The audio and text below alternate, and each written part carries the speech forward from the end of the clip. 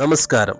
എൻ്റെ പ്രിയപ്പെട്ട പാലക്കാട്ടുകാരെ, ഈ ഒരു നിയമസഭയിൽ ജയിക്കണമെന്ന് ഞാൻ ഏറെ ആഗ്രഹിക്കുന്ന ഒരു സ്ഥാനാർത്ഥിക്ക് വേണ്ടി, അതെ, അത് മറ്റാരുമല്ല, നമ്മുടെ വിഷു.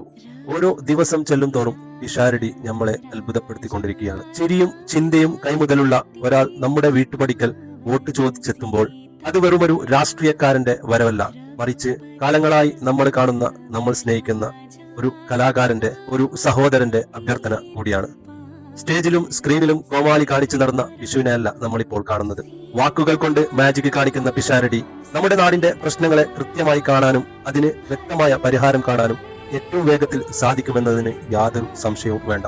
സിനിമയിലും സ്റ്റേജിലുമൊക്കെ തിളങ്ങി നിൽക്കുമ്പോഴും പിഷാരടി ഒരു അടിയുറച്ച കോൺഗ്രസ് സഹയാത്രികനായിരുന്നു. ഓരോ ദിവസം ചെല്ലും തോറും ജനങ്ങളിലേക്ക് ഇറങ്ങിച്ചെന്ന് ജനമനസ്സുകൾ കീഴടക്കുന്ന പിഷാരടിയാണ് നമ്മളിപ്പോൾ കണ്ടുകൊണ്ടിരിക്കുന്നത്. ജനങ്ങൾക്കിടയിൽ ജീവിക്കുന്ന ഒരാൾക്ക് മാത്രമേ ജനങ്ങളുടെ മനസ്സ് പൂർണ്ണമായും അറിയാൻ സാധിക്കൂ. ഒരിക്കലും കോമാളി പരിവേഷത്തിൽ നിങ്ങൾ പിഷാരടിയെ കാണരുത്.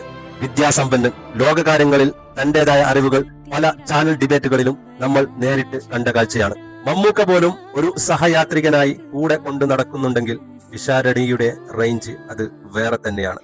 ഈ ഒരു നിയമസഭാ ഇലക്ഷനിൽ നിങ്ങളുടെ വിലയേറിയ ഓരോ വോട്ടും കൈപ്പത്തി ചിഹ്നത്തിൽ പിഷാരടിക്ക് നൽകിക്കൊണ്ട് ആ ഒരു പാലക്കാടിന്റെ ശബ്ദമാകാൻ, പാലക്കാടിന്റെ വികസന നായകനാകാൻ പിഷാരടിയെ വൻ ഭൂരിപക്ഷത്തിൽ ജയിപ്പിക്കണമെന്ന അഭ്യർത്ഥനയോടെ